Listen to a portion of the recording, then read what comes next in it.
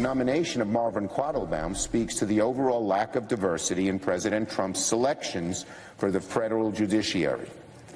Mr. Quattlebaum replaces not one, but two scuttled Obama nominees who were African American. As of February 14th, 83% of the President Trump's confirmed nominees were male, 92% were white. I'll be voting no on the Quattlebaum nomination. That was Senate Minority Leader Chuck Schumer saying why he voted against one of President Trump's judicial nominees, essentially because he's a white male, leading critics to accuse him of playing identity politics. This is Google is being hit with yet another discriminatory lawsuit as one of its former YouTube employee claims that the tech titan stopped hiring whites and Asian males in order to promote diversity. With me now to discuss, Richard Fowler, Fox News contributor and talk radio host, and back with us, Beverly Hallberg. You know, private industry, I understand, is one thing, but within the halls of Congress, someone as highly regarded as Chuck Schumer, Richard, does he need to be stoking these sort of fanning these flames and basing someone's ability to do the job on race? Well, I don't think exactly what Chuck Schumer is doing here. I think what he's doing, he's using his vote as a protest for the fact that there were two once qualified African Americans for that South Carolina seat, but they did not get that. They did not get an up or down vote because the senators from that particular seat used a parliamentary procedure called a blue slip, and they chose not to insert a blue slip, sort of supporting the nomination, which blocked him. And the argument Chuck Schumer is making is that there are other qualified individuals that once could have had the seat, but procedurally were blocked for now the seat to be filled by a Trump nominee who happens to be a white male. So, Beverly, the Trump administration, Schumer said 83% white. Does that ultimately hurt them, or do they come and say, hey, listen, it's all about diversity of ideas, not necessarily diversity based on skin color? I wish it was about the diversity of the ideas, and in this case, I want to just know if this gentleman is qualified to do the job, and we didn't hear anything other from Senator Schumer about his qualifications. It was purely about the color of the skin, and I do get extremely concerned when we do almost this race-baiting rhetoric. I want to talk about real content. I want to know what's going on with individuals, and when we make any type of decision by someone as it must be about race, I think we do a great disservice to the race discussion that we need to have and are having across the country. So I would like to see a little bit more restraint, a lot more restraint by our leaders as a country we're trying to heal and move forward with so many race divisions. Well, I can tell you on Tuesday when Jay Powell went to visit the House of Representatives, there was not a lot of restraint on the part of Representative Al Green. Let's listen to his comments, and Richard, I'll get your thoughts on it. Democrats and Republicans have to do more about black unemployment.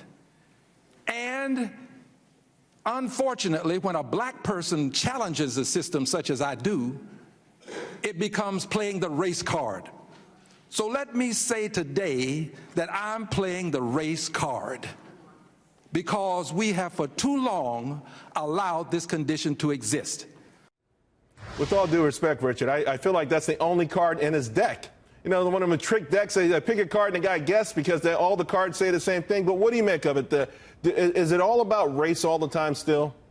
No, I mean, it's not all about race at all. And I think to go back to the point that was made earlier, I'm not really sure if we as a nation are having a brave or bold conversation about race as we speak right now. I think we have a president who has, you know, his White House, there's not one senior White House official who happens to be African American. And here, it's not if you want a diversity ideals and put a people from diverse backgrounds in the room, and you'll have a diversity of ideals. This ideal that you can have a diversity ideals with people who come from the same walk of life seems to me to be a non-starter.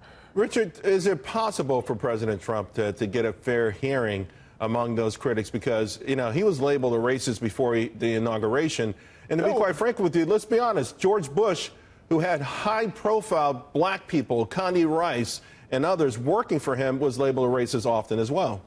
Well, I think there's a distinction between George W. Bush and Donald Trump. The reason why Donald Trump was labeled with the word racist, and I'm not calling him a racist, I'm just saying he was labeled with the word racist, is because of how we treated the Central Park Five, who he was 5 innocent black men who he used his bully pulpit to penalize them for a crime they didn't commit. Then there was housing discrimination in Trump Tower, and we can go on and on and on. And then you have Charlottesville, where he thought there were many sides, when most Americans majority of Americans believe there was just one side. There were those who were with the KKK and the neo-Nazis who were un-American and traitors to this country, and there were another side of peaceful protesters. So the president over and over again, because of his rhetoric, gets him caught in this trap, which is hard for him to get out of it. But Beverly, what I'm wondering though is it possible for him to invite and have an honest conversation? Because it feels like, whether it's sports teams who refuse to go to the White House or whatever, that no one, if he sticks out an olive branch, I don't know that anyone will grab it from the other side. Well, I feel this is an opportunity to say I'm a Golden State Warriors fan. So I will say personally, I understand why they didn't go to the White House, because the president rescinded that offer. I think a lot of this has to do with his rhetoric. You mentioned a lot of examples there about Charlottesville. I'm not sure if his actions show what people accuse him of, but his rhetoric doesn't help him. That's why the conversation of this is so important. And that's why we're also seeing, and I think wrongly so, Democrats automatically shooting to whatever decision the president makes. It must be racist in nature, and I want us to have a deeper discussion. Let's really get into the issues. I agree. It would be good to have more diversity, maybe in the administration, but that doesn't mean that these decisions are made by racism. Can I just make one point? I'll make one point. You gotta hurry up, buddy.